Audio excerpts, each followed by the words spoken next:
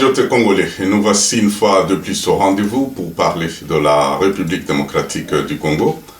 Aujourd'hui, nous sommes dimanche 5 septembre 2021, bien sûr, et nous sommes au rendez-vous parce que c'était prévu que je puisse un peu parler aujourd'hui aux Congolais. Et en fait, avant d'entrer dans la matière, nous allons, comme d'habitude, passer à quelques informations qui sont vraiment d'actualité. La première information est au sujet de la situation qui se passe dans les territoires sous état de siège. Et dans ces états, nous constatons que le peuple est presque pris en otage par ces terroristes, et cela amène à ce que les FARDC ont certaines difficultés pour évoluer.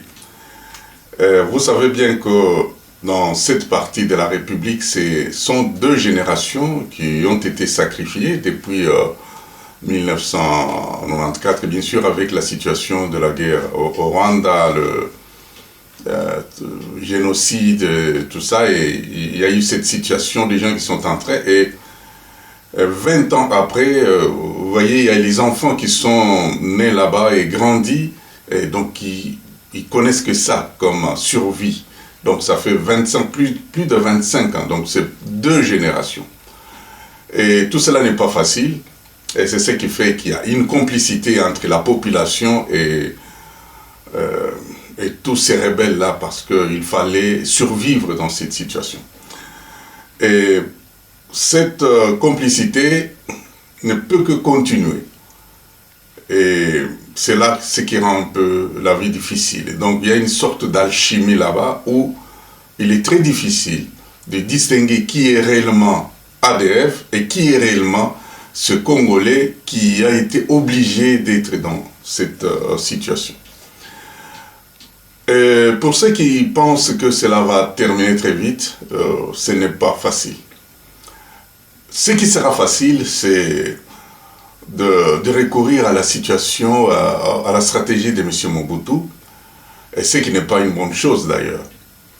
Vous vous rappellerez, en 1977, il y a eu la guerre de 80 jours, la guerre de Kolwezi, qui avait pris Muchacha, Sandoa, Kapanga, Dilolo, c'est dans les Tanganyika, dans les Lualaba actuels.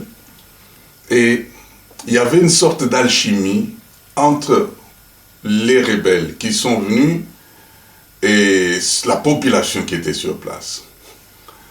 Et à ce moment-là, il y avait aussi Idi Amin qui avait conseillé à Mobutu de raser les villages. Parce qu'on ne pouvait pas manger l'omelette sans casser l'œuf. Et c'est ça la situation. Et Mobutu avait bombardé Muchacha, il a bombardé Kapanga, donc tout était bombardé. Et c'était ça la solution. Et alors, à nos compatriotes qui pensent que Fachi va arriver à cette situation, eh ben, c'est bien de voter. C'est bien de voter pour que les innocents puissent mourir, c'est-à-dire les hommes, les femmes, les enfants, les jeunes, les vieux, les handicapés, les malades, tout ce monde-là soit bombardé afin qu'il y ait réellement la paix là-bas. Et je crois que c'est une solution très très forte, mais voilà, ça va donner des résultats au niveau du Lualaba, et voilà, cette aventure on les appelait les Diabos, cette aventure avait pris fin. Compatriotes congolais. Ça, c'est la première information. Et la seconde, c'est le décès de Baba Kyungwa Kumanza. Baba Kyungwa Kumanza, bien sûr, est décédé. La mort attend chacun de nous et nous devons, bien sûr, nous y préparer. Et lorsqu'il y a un événement comme celui-là, il faut toujours tirer des leçons. Quelles leçons tirer dans la mort de M. Kyungwa Kumanza? Pour moi, je vous dis, c'est tout est vanité. C'est-à-dire, tout ce que vous pouvez faire des choses, mais sachez que tôt ou tard, vous aurez une conscience chargée. Kyungu est connu comme ce monsieur au discours incendiaire. Et ces discours n'avaient pas mis d'accord tous les Congolais. cet esprit séparatiste du Katanga, Katanga Yetu, et tout ça, ce sont des choses qui ont été autour de Kyungu Akumanza. Et maintenant qu'il est décédé avec une conscience surchargée, comment va se passer l'oraison funèbre? Vous savez, l'oraison funèbre, c'est un moment très spécial où on exalte les bienfaits de la personne qui est décédée. Alors, mettez-vous un peu à cette place que vous devez maintenant rédiger cette oraison funèbre ou bien vous devez prononcer cette oraison. Vous voyez bien comment ferez-vous pour mettre d'accord tout le monde? C'est au niveau national. Donc, au niveau national, Kyungu est déjà exclu parce qu'il n'a pas travaillé dans le sens de l'unité. D'ailleurs, lui-même, c'est un fédéraliste, on a compris. Donc, en tant que fédéraliste, il s'est beaucoup plus occupé du Katanga. Donc, ces funérailles seront beaucoup plus au niveau du Katanga. Et voilà, ça c'est sur le plan officiel. Et la leçon à tirer aussi, c'est que nous devons savoir que nous avons une vie très très courte et qu'un jour, chacun va mourir et qu'il y aura des oraisons funèbres à prononcer et il ne faudrait pas torturer les gens qui vont rédiger ces oraisons funèbres.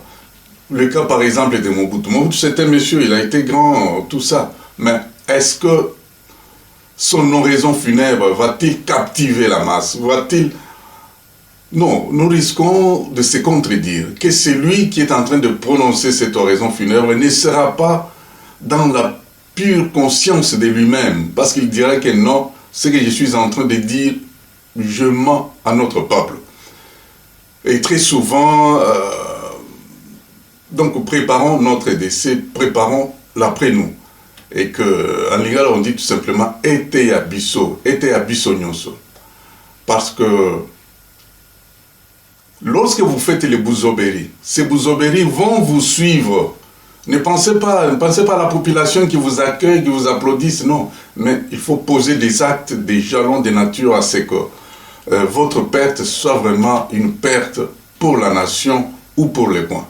Bon, que les Katangais disent que Kyungu, oui, c'est bien, on peut faire tout ce qu'il y a, mais Kyungu n'a pas un certain aura en dehors du Katanga. Ah non.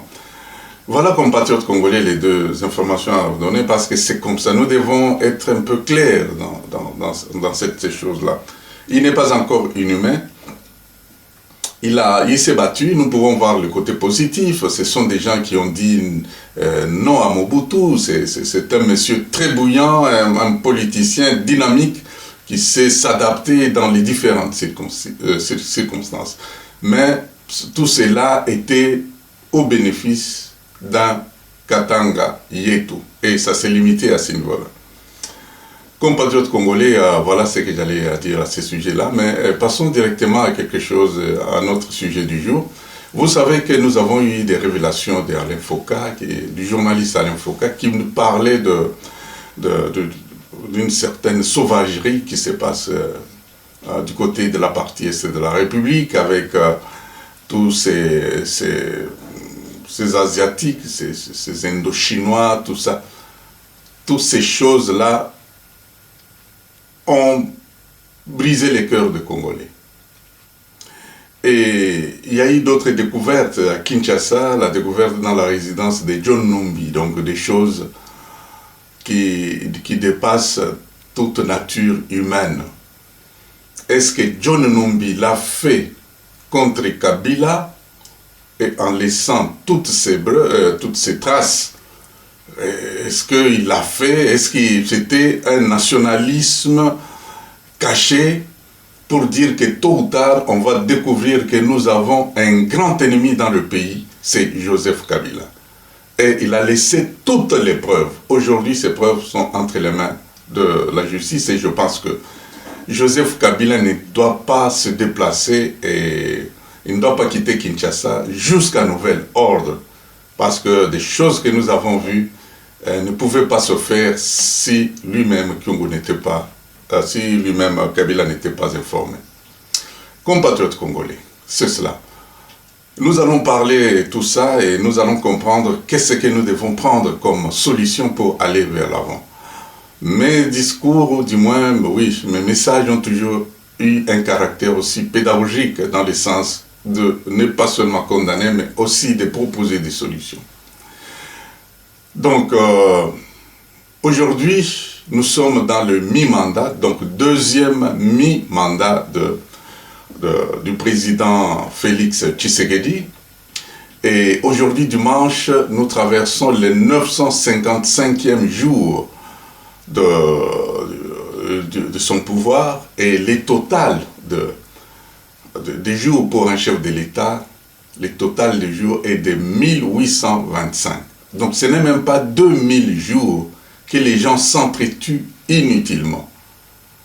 C'est 1825 jours pour un mandat de chef de l'État, un mandat de 5 ans. Donc ne compliquons pas les choses parce que ce mandat-là va prendre bientôt fin. Compatriotes congolais, qu'est-ce que nous pouvons retenir de toutes ces choses? Dans le mi-mandat de Fachi, nous avons donné la cote, dans mon dernier message, nous avons donné la cote 4 sur 10. La cote 4 sur 10 était pour l'administration, mais dans cette administration, l'administration est composée de plusieurs pouvoirs. Nous avons retenu 10 pouvoirs. Nous avons eu 4 pouvoirs qui ont satisfait, qui ont réussi, avec la mention 7 sur 10.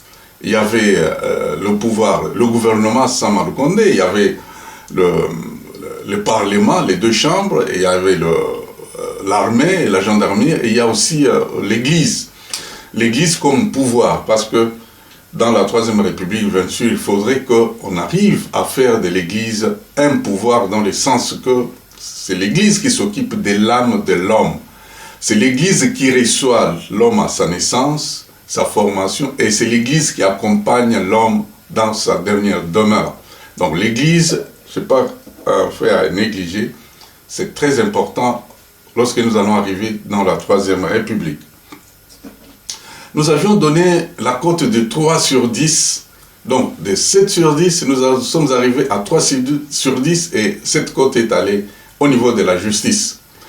Et après, il y a eu la cote des 2 sur 10 qui ont été attribuées au Trésor public, bien sûr, et le corps des inspecteurs. Le corps des inspecteurs, ce n'est pas seulement l'IGF, il y a autant d'inspections, il y a l'inspection militaire, l'inspection administrative, l'inspection de la fonction publique, il y a autant d'inspections. Il y a aussi l'inspection judiciaire. Et l'ensemble de toutes ces inspections, on est arrivé à la cote justement de 2 sur 10. Et la cote de 1 sur 10 a été attribuée au pouvoir des médias publics, la radio et la télévision, qui est là pour, bien sûr, tu vois, d'ailleurs, je suis d'avis avec le nouveau directeur de la radio et télévision nationale, qui veut vraiment rajeunir la RDC, enfin, rajeunir les médias publics. C'est très, très important. Les médias publics doivent faire face aux réalités actuellement du moment. C'est très difficile. Nos journalistes, surtout ceux-là qui sortent avec le chef de l'État, ils ont des difficultés à pouvoir s'adapter. Par exemple, lorsque les discours sont tenus en anglais, c'est très simple. Et ils sont là que pour chercher des traducteurs, mais un traducteur ne traduit pas. Les traducteurs traduisent l'idée. Et l'idée, vous ne pouvez pas partir d'une idée pour constituer une information à nourrir tout un peuple, la RDC. Vous devez être capable de capter l'information à la source. Et nos journalistes n'ont pas ces capacités-là. Il suffit qu'ils aillent pas loin en Tanzanie, au Kenya, ils sont vraiment déboussolés. Et ce n'est pas une bonne chose pour une grande nation comme la RDC. Ils ont reçu la cote 1 sur 10 et 1 sur 10, bien sûr, aussi aux services spéciaux. Compatriotes congolais, l'ensemble de tout ça, la moyenne a donné 4 sur 10 et ces 4 sur 10 sont attribués à l'administration Fachi, Félix Tshisekedi. Et ça, bien sûr, cela peut nous amener à dire même pourquoi le 4 sur 10. Et je vous dis que cette mention est de loin meilleure que la mention qui est donnée à Fathi ici en Occident où nous nous retrouvons. Et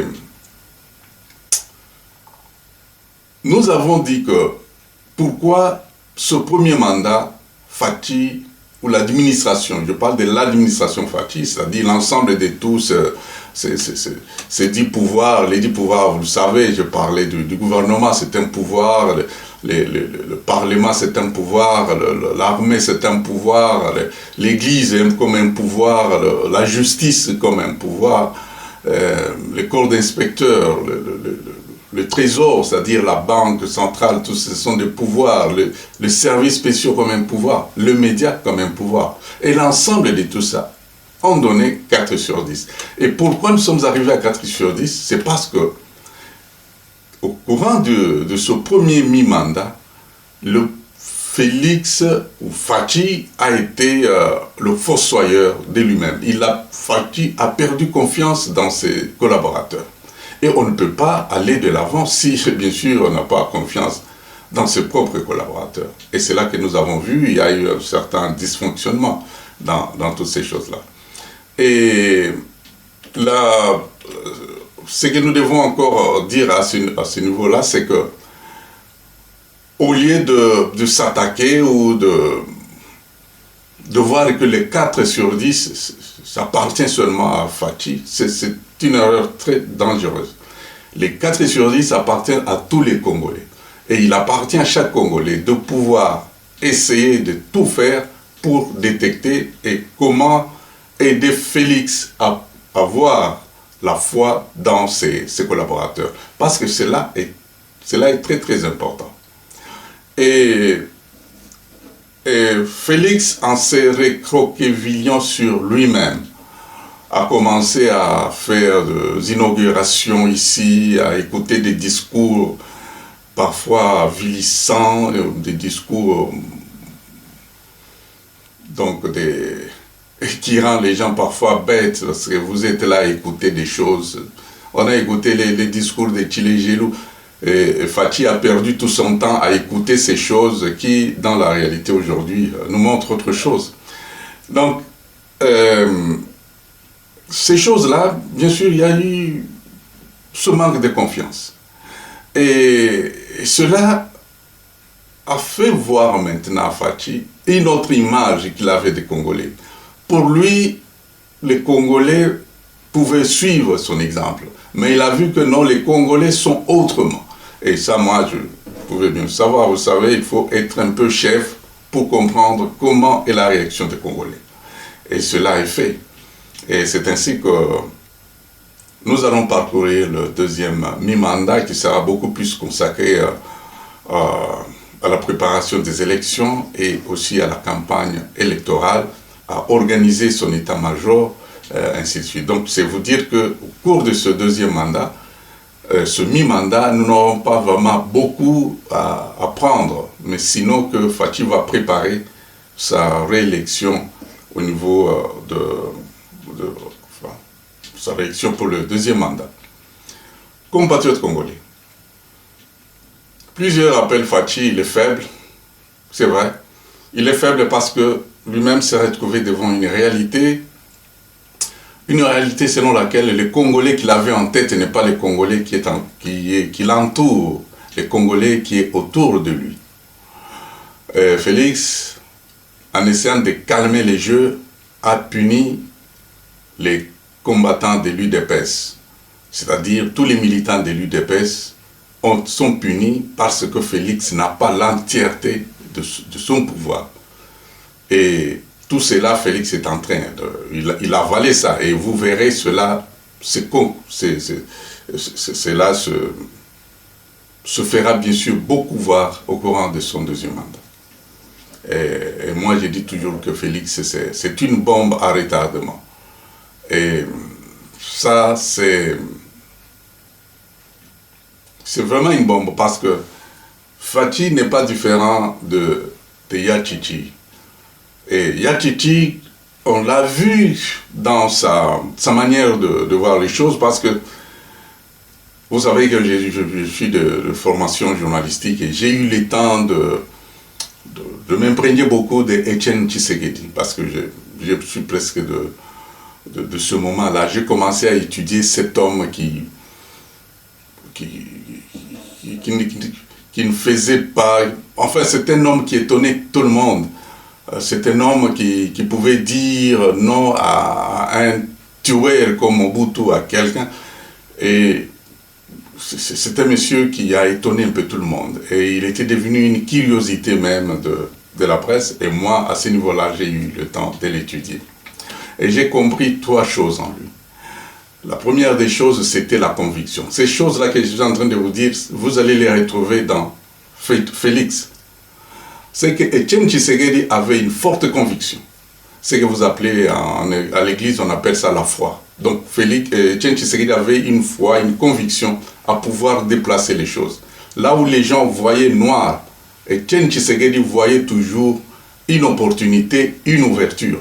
Et c'est ainsi que cette foi qui était très très forte le rendait parfois fou, jusqu'à point d'être traité même de fou. En dehors de la conviction, Etienne Tshisekedi avait la détermination. La détermination était de marcher. Etienne Tshisekedi savait bien que sur cette voie, il y a un mur. Mais lui y allait. Il savait bien que sur ce chemin, il y a les épines, il y a des pots de bananes, surtout il y a un mur. Et il allait se cogner dans un mur. Il était conscient qu'il allait se cogner dans un mur, mais il disait toujours à son entourage de le suivre et que ce mur-là va s'écrouler. Mais à ce moment-là, les intellectuels l'avaient lâché. Il y a eu beaucoup qui l'ont lâché. Tous ces gens vous savez, tous les intellectuels, tous les secrétaires généraux intellectuels, tous l'ont lâché à ce niveau-là parce qu'ils voyaient cette folie d'un homme qui marchait sans espoir de gagner. Mais il était toujours là debout pour dire aux militants, allons-y, nous allons vaincre. Et c'est à ce niveau-là que les gens moins, bon, on ne peut pas dire moins instruits parce qu'ils sont même plus instruits, c'est-à-dire les gens moins enseignés. C'est là où on trouve par exemple les Kabouya, on trouve les Kabund, on trouve le fils Mukoko, on trouve, il y a aussi les gens Simulumba, ce sont des gens que je connais. Ce sont des personnes que j'ai vues se battre sur terrain. Et comment ces gens, un Kabouya peut, tout en voyant le mur, mais son chef lui dit, allons-y, nous allons ouvrir ce mur-là. Il y a une porte dans ce mur, nous allons l'ouvrir. Et donc vous voyez, il faudrait être fou pour comprendre cette détermination-là. Et c'est voilà pourquoi les noms même, voilà, je crois qu'il y a eu des petits problèmes au niveau pourquoi les noms des Kabouya sur l'église, sur les items de l'examen d'État. En fait, c'était justement pour vous faire voir que ces gens ont une autre compréhension dans la libération de ce pays. Et ce sont des gens qui voient là où il y a l'impossible, eux voient une opportunité, c'est là où il y a la possibilité d'évoluer. Donc il n'y a pas quelque chose de dur devant eux. Mais les intellectuels ont toujours fait marche arrière. Et c'est ça un peu au niveau de la détermination. Mais la troisième qualité d'Etienne Tshisekedi, c'était le courage. Ce monsieur a étonné beaucoup par sa bravoure. Il s'est comporté en Rangers sur terrain, vous l'avez vu. Dans tout, Etienne Tshisekedi était lui-même la publicité. Il n'avait même pas besoin de radio, il n'avait même pas fait à faire beaucoup de campagnes. Lui-même, sa présence, c'était déjà la publicité. Donc, compatriotes congolais, vous voyez comment les choses d'Etienne Tshisekedi, qu'il a montré à ses disciples, dont Félix en vient. Et si vous comprenez toutes ces choses, vous allez très bien réussir. Et le coup que Félix a réussi, que moi d'ailleurs, je n'avais pas ça en tête, c'était que, imaginez-vous, dans ce pays-là, depuis qu'Etienne Tshisekedi a commencé sa politique, et sa détermination, son courage, Cela a fait que tout celui que lui, Étienne Tshisekedi, acceptait, ce monsieur devenait lavé et de toute suite, cette personne devenait sainte. Que vous soyez voleur, si Étienne Tshisekedi vous accepte, vous êtes devenu clean. Vous étiez un meurtrier, vous étiez un brigand de la République. Mais le seul fait d'être à côté d'Étienne Tshisekedi, tous les péchés sont effacés. C'était ça une force. Vous et moi, nous avons connu cela. C'est pas pour rien qu'il y a eu même un certain Angélus qui est arrivé pour dire que non, mais au nom du Père, il y a Tchitchi, et du Fils, il y a Fati, et du Saint-Esprit, le peuple d'abord. Ces choses ont paru un peu insolites, à ne pas comprendre, mais après certaines méditations, parce que nous, Congolais, nous sommes habitués, s'il y a une idée nouvelle qui vient, il faut la repousser. Mais lorsqu'on étudie calmement, on trouve que cet Angélus s'explique dans la réalité. Étienne Tshisekedi était l'unique, alors l'unique Congolais, dans les moments les plus difficiles, à manger dans l'UDPS et à manger au sein du MPR. Et la population acceptait cela. La population était informée et acceptait. Donc il n'y a que lui qui pouvait aller dans l'autre camp, revenir et garder, donc être intact. Les autres ont eu du mal à s'en sortir.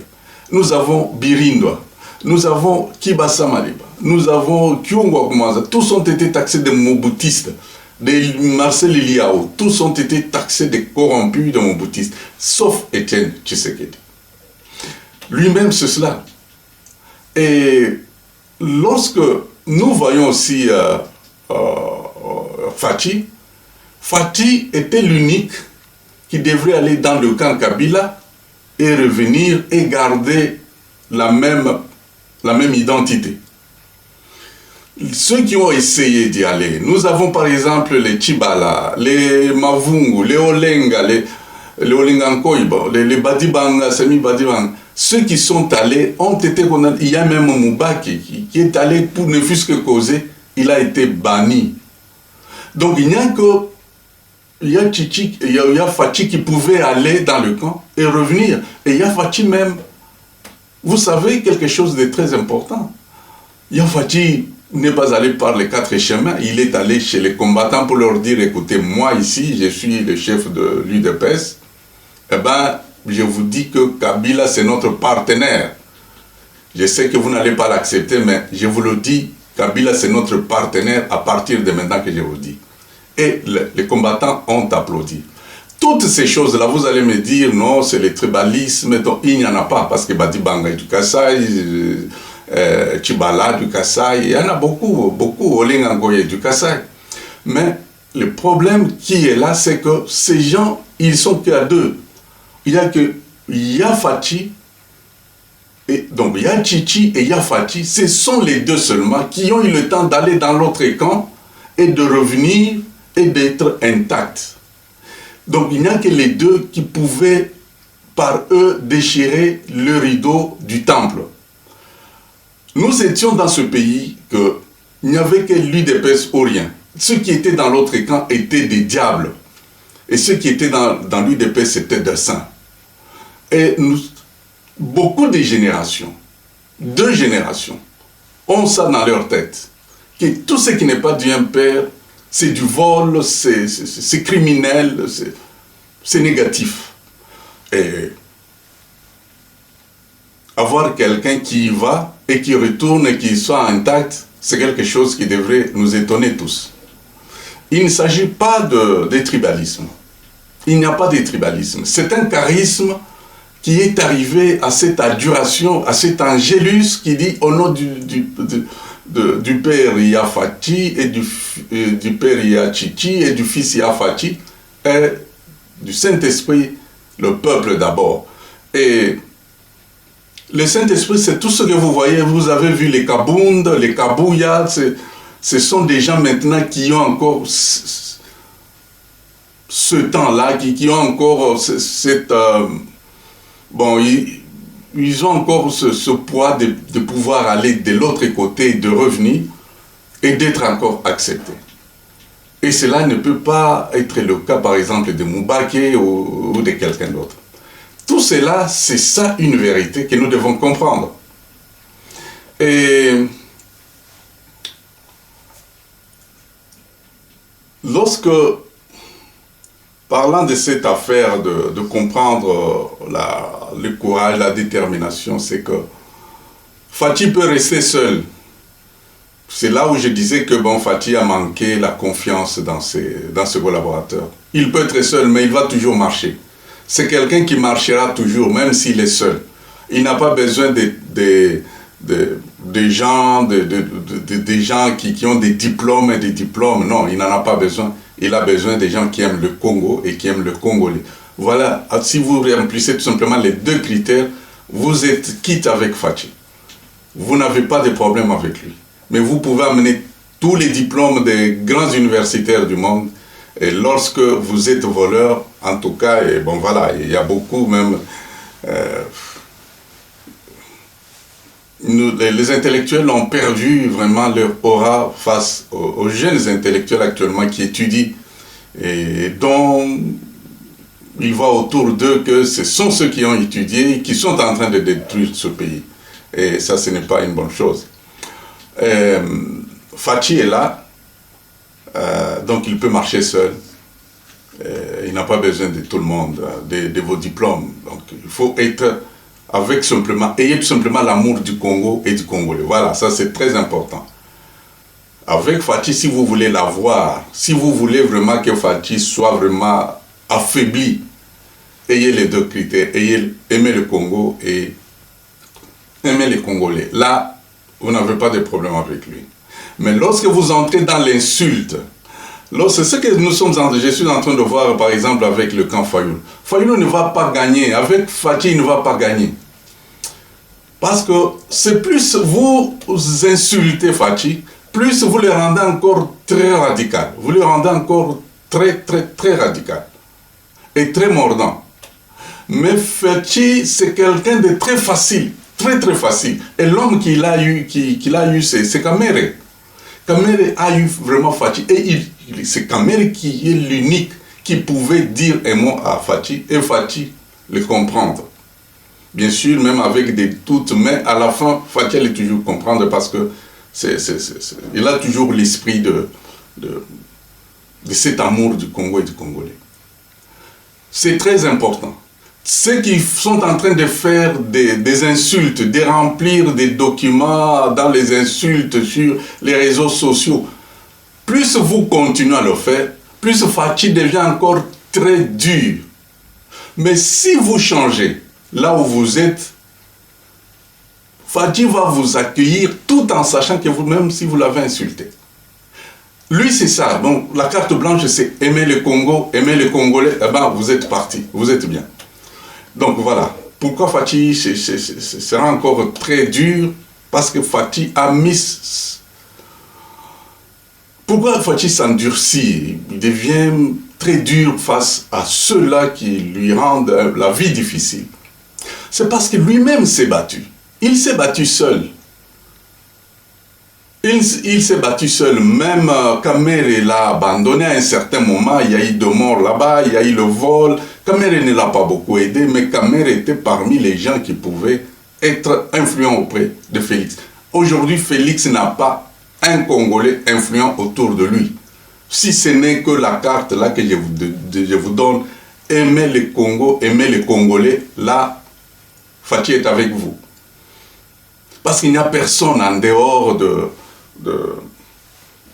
Vital Kamere. Il n'y a personne.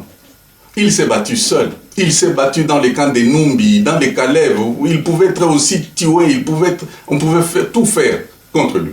Mais il est allé là-bas, il s'est battu. Il a été ridiculisé. Il signe l'ordonnance, un simple ministre de portefeuille, il refuse. Est-ce que vous vous imaginez jusqu'à quel niveau il a été ridiculisé? Donc, compatriotes congolais, soyons un peu très calmes. Fathi est là, nous devons l'aider. La cote de 4/10, si nous l'aidons à aimer le Congo, nous l'aidons tout simplement en aimant le Congo et en aimant les Congolais. Félix est prêt pour vous donner tout ce que vous voulez, il n'est pas Dieu, c'est vrai, mais c'est lui qui a le pouvoir. Et il l'aura en 2023. Ce n'est même pas à discuter là-dessus. Et c'est comme ça. Compatriotes congolais, je crois que c'est un moment très important et nous l'avons dit. Et nous allons un peu arriver à cette histoire des items comme je vous ai dit, les noms de Kabouya, comment les noms de Kabouya et de Kabound se retrouvent dans ces documents-là. Compatriotes congolais, n'entrons pas dans la haine, n'entrons pas dans la jalousie. Pour moi, je trouve aussi que c'est la jalousie. Je pouvais être aussi jaloux comme vous. Mais si vous aimez le Congo, vous ne serez pas jaloux. Aimer le Congo et les Congolais, c'est un mot d'ordre très, très, très important. Kabouya et Kabound, là, que vous attaquez, parce que vous les voyez qu'ils sont moins enseignés. Parce qu'ils n'ont pas fait les grandes études comme vous, en Europe, ou dans des grandes universités de Kinshasa, et ils ne sont pas tout ça. Mais ils ont eu quelque chose de compréhension que moi, ici, un analyste politique, journaliste d'information, je n'ai pas eu à détecter cela. C'est qu'eux ont détecté auprès de Etienne Tshisekedi. Nous sommes à Genève, le 11 novembre 2018. Voilà pourquoi, de 2028, oui, 2018. Et voilà pourquoi j'appelle toujours Genève 11-11. Nous, intellectuels, nous avons été robotisés. Nous sommes allés dans la logique de ce qu'on appelle la démocratie. Faisons très attention avec la démocratie. Je vous fais savoir que c'est la démocratie, par la démocratie que Jésus a été tué face à Barabbas. C'est la démocratie. Faisons très attention à la démocratie parce que nous tuons la vérité, nous tuons les gens capables de faire de grandes choses à cause de la démocratie. Donc faisons attention. Et je vois encore cette démocratie même au niveau de Senko, afin de cette histoire de nommer tout ça, les 6 contre 2. Tout ça, c'est la démocratie. C'est bien beau d'entrer dans ce domaine-là, mais passons plus que ça. Pensons à plus que ça.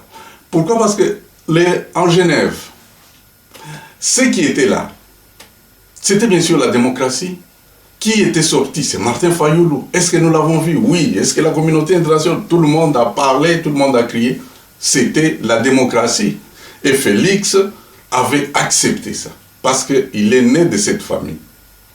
Mais quelque chose de très important, mes frères, c'est Kabound là et Kabouya qui ont changé le cours de l'histoire. Il y avait Martin Fayulu, c'était déjà quelqu'un qui était robotisé. En fait, c'était l'AFDEL bis, mais sous une forme un peu plus démocratique. C'était l'entrée de mercenaires. Je sais pas, les mercenaires, c'est pas seulement les armes. Ce sont les Occidentaux, des gens qui devraient venir s'imposer en RDC, mais cette fois-ci, de manière démocratique. Martin Fayulu et les quelques individus qui étaient là étaient déjà robotisés. C'était des gens qui étaient déjà prêts. Et Félix avait déjà adhéré. Mais lorsque Kabouya et Kabound ont mobilisé la base, Félix a reculé. Et en reculant, on a sauvé ce pays-là. Ce pays a été sauvé. Et la deuxième personne qui a sauvé ce pays, c'est Joseph Kabila. Joseph Kabila, après les fameuses élections dont on avait vu que le peuple était robotisé. Moi-même, j'étais aussi robotisé. Et tous les intellectuels, d'ailleurs, ils ont dit, mais Félix, qu'est-ce qu'il se prend? Comment à qui? Il se prend pour qui? Pour refuser ce que les autres ont accepté. Moi-même, j'ai téléphoné à RDC. Moi, je dis que mais nous ne comprenons pas. Bon, écoutez, il a fait son choix. Il est têtu comme son père. Mais nous, on n'avait pas vu le danger qui était dans ce que nous faisions. Et Fayulu est allé sur le terrain. Il a battu campagne. Toute la République criait Fayulu. Toute la République. Du moins la majorité. Et cela est vrai. Mais à ce niveau-là, les choses n'étaient pas encore sauvées. L'homme qui est venu sauver les choses, sauver les meubles, c'est Joseph Kabila. C'est vrai que Joseph Kabila, on peut l'accuser de tout, mais à ce moment-là, alors que Kabouya et Jean-Marc Kabound avaient fait le premier travail,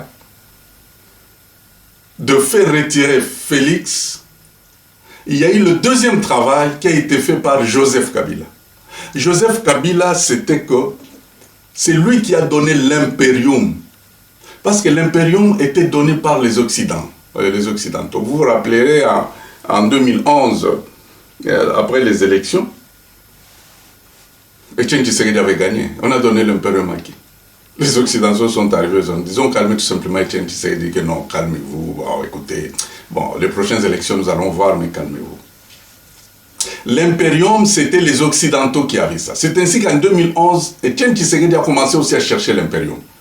Il a commencé à faire des tournées aussi ici en Occident, à rencontrer des gens qu'il ne rencontrait pas auparavant. Donc, Etienne Tshisekedi avait compris que l'impérium se trouvait en Occident. Et maintenant, lors des élections de 2018, c'est Kabila qui a pris l'impérium. Joseph Kabila a pris l'impérium et a donné à Fachi. Et Kabila a fermé les oreilles. Il y avait l'Union africaine qui est intervenue. Les communautés internationales, les CECI, ah non, attendez, ne publiez pas. Kabila a dit NON, au nom de la République. Si c'est l'homme-là qui devrait publier les élections, publier Etienne Tshisekedi. Et c'est ça qui a été fait. L'impérium a été donné, la Cour constitutionnelle a validé, et voilà là où nous sommes. C'est à ce moment-là qu'on a sauvé ce pays. Aujourd'hui, vous pouvez me dire, bon, écoutez, vous pouvez nous arrêter, Kabila, et tout. Mais si aujourd'hui les Congolais ont l'impérium, parce que nous, on manquait, nous avons eu l'indépendance, mais nous n'avions pas l'impérium. C'était les autres qui décidaient qui devrait être chef de l'État. Mais à partir de Joseph Kabila, l'impérium maintenant est entre les mains des Congolais. Donc Félix, là où il a l'impérium. Félix, en 2023 ou dans les 2028, il aura à choisir à qui il va donner le pouvoir. Bien sûr, ce n'est pas un choix n'importe comment, mais il y a toujours des choses pour que vous allez passer au vote. Hein, ce n'est pas quelque chose que vous allez prendre comme ça. Les élections ne sont pas... Mais celui qui va gagner les élections, c'est celui-là qui aura l'impérium. Donc, compatriotes congolais, ça c'est très important. Et les Occidentaux veulent récupérer leur impérium. Et ils vont récupérer leur impérium parce qu'ils sont maintenant très sûrs que le Fachi en qui ils pouvaient avoir confiance n'est pas le Fachi qu'eux s'entendaient. Notamment sur la lutte économique que Fachi est en train de mener. Il est en train d'arracher les beefsteaks dans la bouche de tous ces multinationaux-là.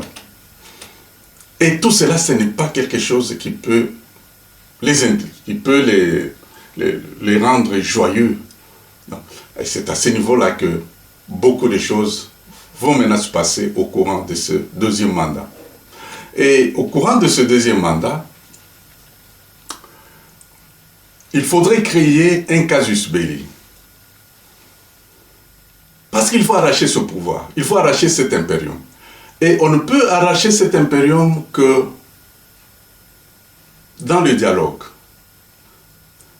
Dans le dialogue, on fera tout pour qu'on prolonge les élections. Compatriotes congolais, l'impérium c'est un pouvoir. L'impérium est spirituel.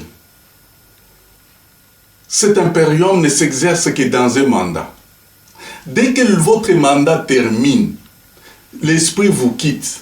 Vous pouvez être là, vous allez vous imposer par les armes, mais lorsque vous dormez, vous vous dites que non, mais je suis hors mandat. En principe, ces gens ont raison. Et c'est ça le pouvoir qui vous quitte. À ce moment-là, vous n'avez même pas la protection de Dieu. Donc, les élections ne peuvent être organisées que dans le temps réglementaire. Et l'impérium s'est changé dans le temps réglementaire. Ça, nous comprenons. Félix peut aller, il peut ne pas organiser les élections, aller à 2022, mais il ne sera pas légal, il n'aura pas cet impérium. Il sera contesté et n'importe qui peut faire n'importe quoi et Dieu, il n'aura même pas la protection de Dieu. Et qu'est-ce qu'il faudrait faire maintenant? Quel est le chemin qu'ils ont trouvé? C'est tout simplement de la même manière qu'on a fragilisé Mobutu, parce que Mobutu est allé. Ce qui a fragilisé Mobutu, c'était la CNS. C'est la CNS qui a fait de Mobutu président de la transition, au même titre que Etienne Tshisekedi, qui était élu premier ministre de la transition.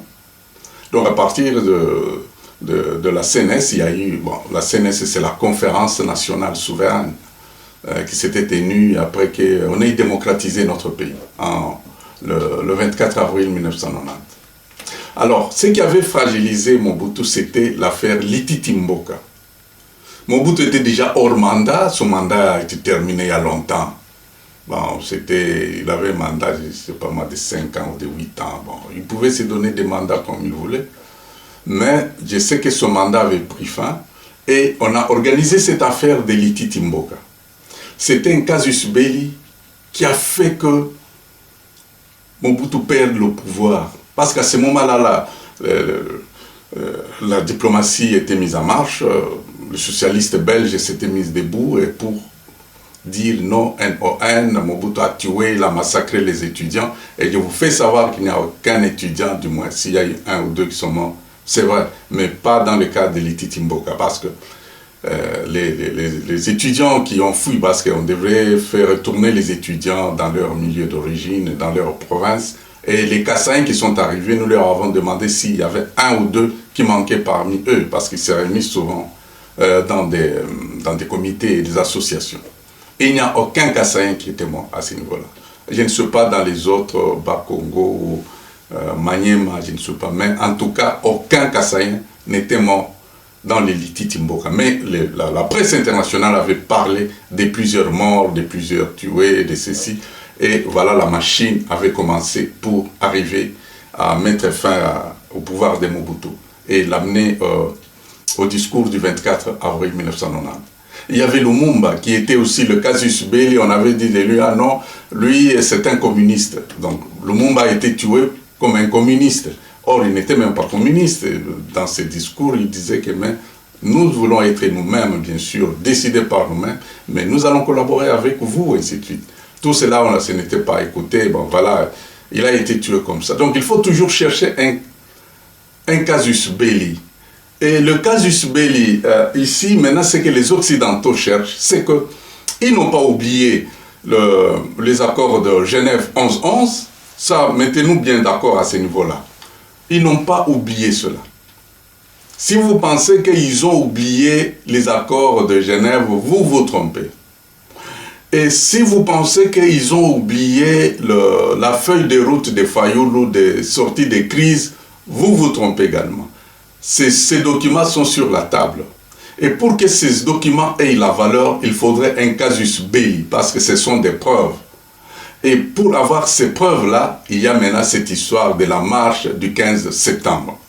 La marche du 15 septembre a beaucoup d'enjeux. Refuser cette marche, ça signifie qu'en RDC, il n'y a pas la démocratie.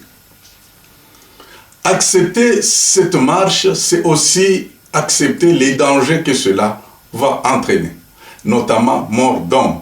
Et on n'a pas besoin de 2 morts, on a besoin simplement d'un seul mort afin de déclencher le rouleau compresseur de la communauté internationale.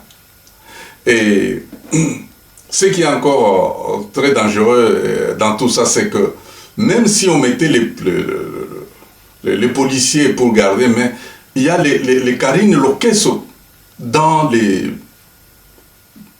la gendarmerie.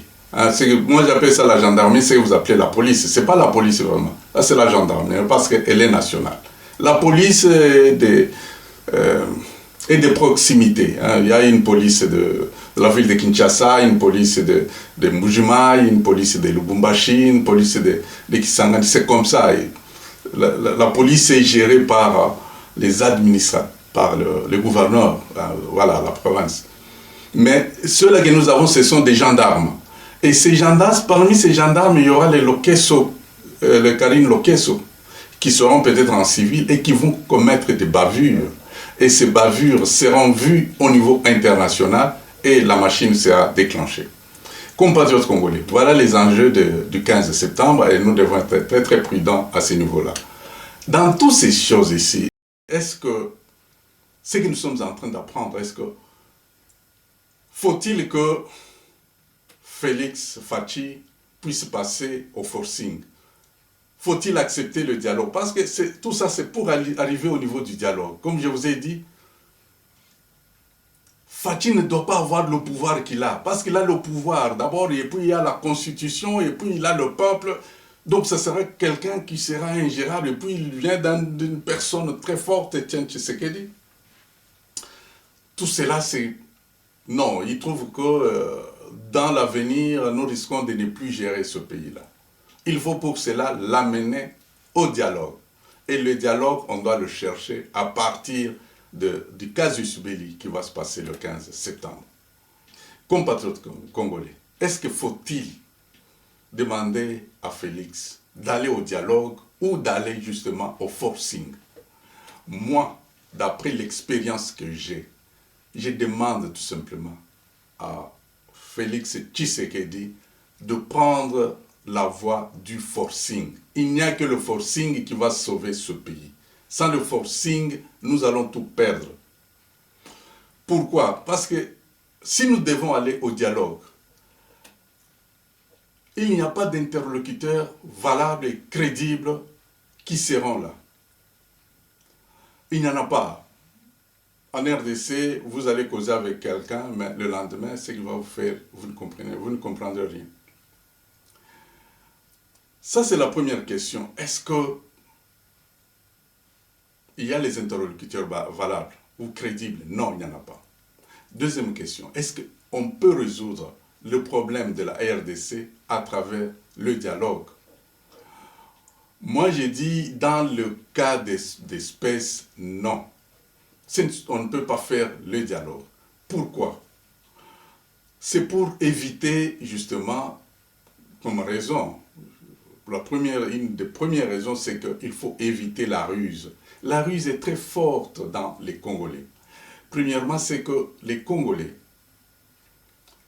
ce qu'ils vous parlent, ce n'est pas ce qui est en lui réellement. Ils parlent pour vous plaire. Nous avons vu la troisième voie. Etienne Tshisekedi était voté à la CNES. Mais il y a eu la troisième voie. À l'issue d'un dialogue, Kengo est venu. Ça, c'est dans un. Nous sommes allés à Sun City, ce qui était un dialogue. Et par ce dialogue, qu'est-ce qui s'est passé? Bon, Etienne Tshisekedi est éliminé, débarqué par le dialogue. Donc, le dialogue ne voit pas le poids politique des gens. Le dialogue voit les intérêts. Voilà pourquoi il ne faut pas le dialogue. Nous avons vu Etienne Tshisekedi était là en face de Martin Fayulu, à deux. Mon frère, comment nous allons faire? Ah non, moi je vais voter pour vous. Bon, vous votez pour moi, moi je vais voter pour vous, et ainsi de suite. La politique, c'est un arrangement. Ça a toujours été comme cela. Ce n'est pas quelqu'un, vous venez de la maison et tout ça, vous dites non, lorsque je serai sur place, Dieu va m'inspirer. Non. On gère le pays, c'est par ces négociations. C'est-à-dire, nous nous attendons. Comment est-ce que nous allons affronter la difficulté devant nous?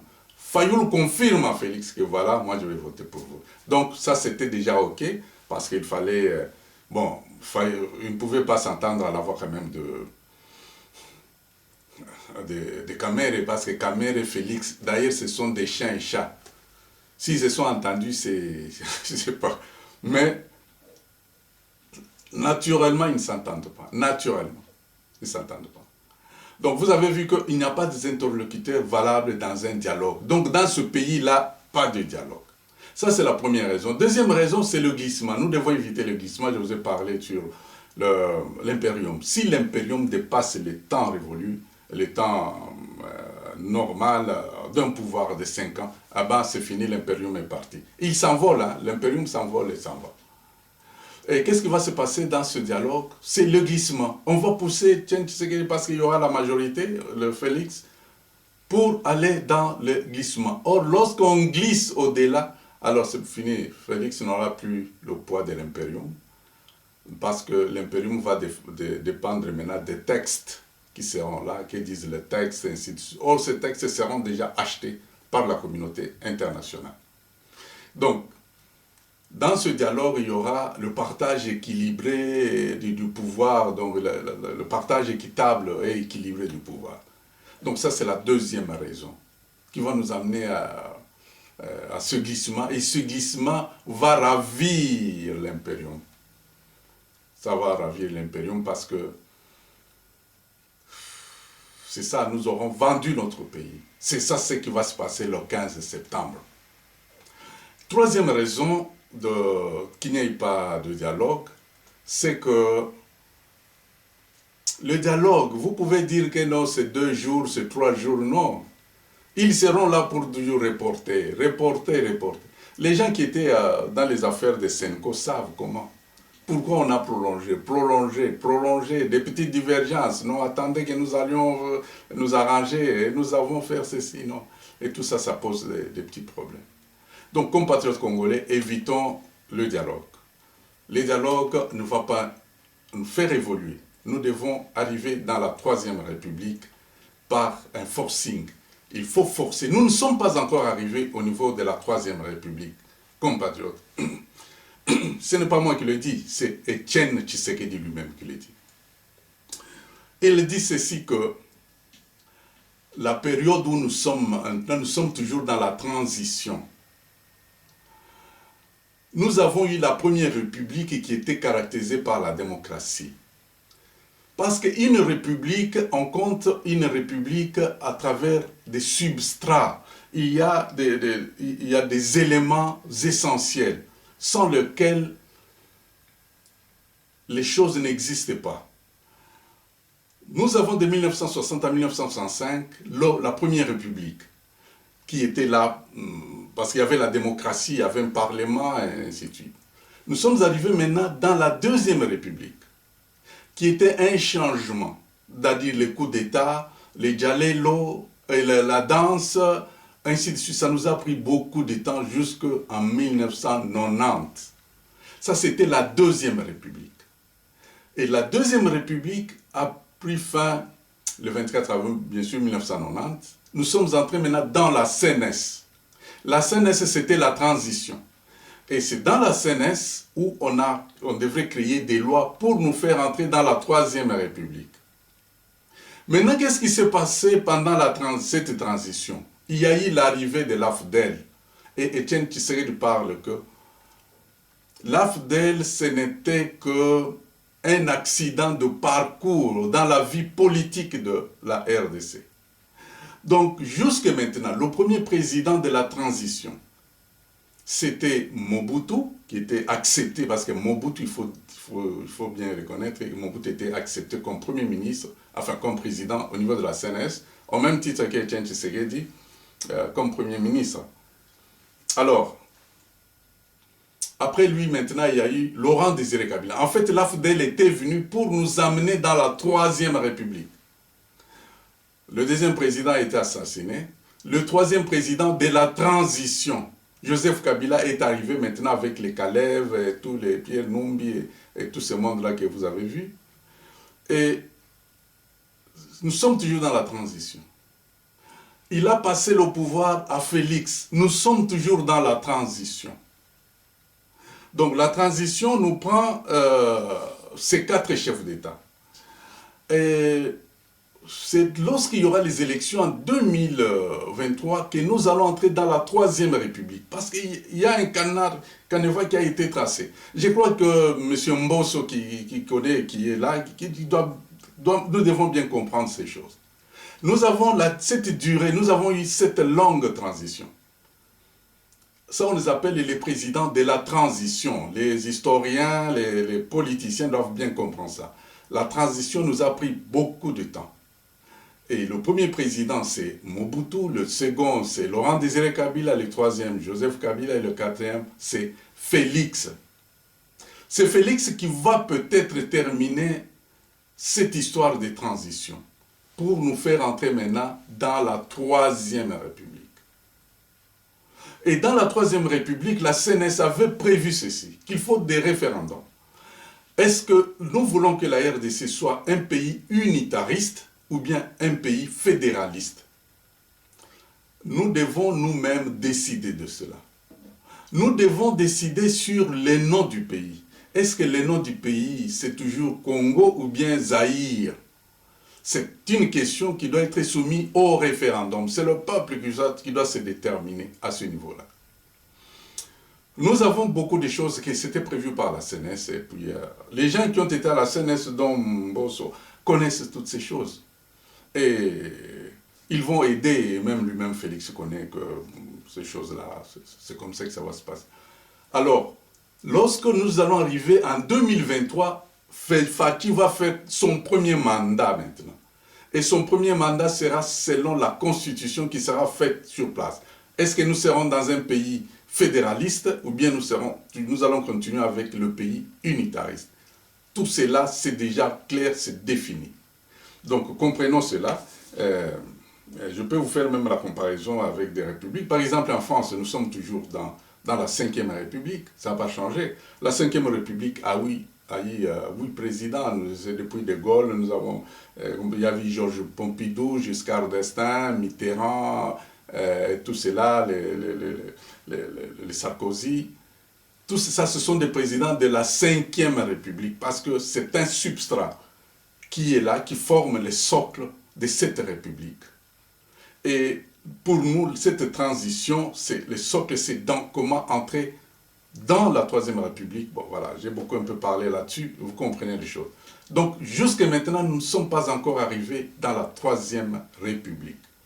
La 3e République devra nous amener à travers des élections libres, transparentes, avec les Congolais qui doivent avoir le sourire. D'ailleurs, nous commençons déjà à voir le sourire. Il y a l'UGF qui fait le travail. Il y a les finances de la République qui commencent déjà à gonfler. Il y a beaucoup de choses. Donc, les signes, voilà les signes que Etienne Tshisekedi nous disait que ce pays, moi, dans 10 ans, je fais de ça, je ne sais pas moi, bon, en fait, je ne peux pas dire un grand pays, je ferai de ça un grand pays. C'était à partir de cela. Et vous êtes en train maintenant de voir, ça ce n'est que des bribes du début de la 3e République. Parce que dans la 3e République, je vous dis, ça sera terrible. Ça sera terrible pour les uns les autres. Aucun Congolais ne va souffrir. Aucun Congolais ne va souffrir. Tous les pays viendront en RDC. C'est là où ils viendront trouver le salut. C'est ça la 3e République. Et tout ce que vous êtes en train de voir, l'IGF, tout ça, ce n'est que des bribes, c'est rien. Ça, c'est le 1/1000e de ce qu'on va vivre dans la 3e République. Compatriotes congolais, vous avez compris. Et voilà pourquoi je vous appelle à pouvoir défendre Félix, de le défendre partout où vous êtes. Vous êtes intellectuel, défendez ce monsieur-là. C'est un monsieur qui est dans une logique exacte. Ce sont nos logiques intellectuelles. Je dis bien, ce sont nos logiques intellectuelles. C'est à cause de ces logiques intellectuelles, appelées la démocratie, que nous nous tuons nous-mêmes. Et des grands cas, c'est le cas de Jésus, qui a été tué. Et même la constitution de la 3e République va prévoir cette histoire de majorité et de minorité. Tu peux avoir la majorité de 51%. Et moi, j'ai échoué avec 48%. Mais ce monde-là, ce n'est pas un monde que vous allez laisser comme ça. Non. La 3e République, avec la Constitution, devra préparer pour que tout Congolais qui est dans l'échec des élections puisse aussi vivre comme tout Congolais qui a gagné les élections. C'est à ce moment-là que nous allons faire gagner la RDC. Compatriotes congolais, je suis presque à la fin de ce message, mais je ne veux pas terminer pour dire que nous allons bientôt entrer dans les préparations des élections et je souhaiterais que le ministre de l'Intérieur, bien sûr le chef de l'État, puisse nous mettre en place des administrateurs de territoire.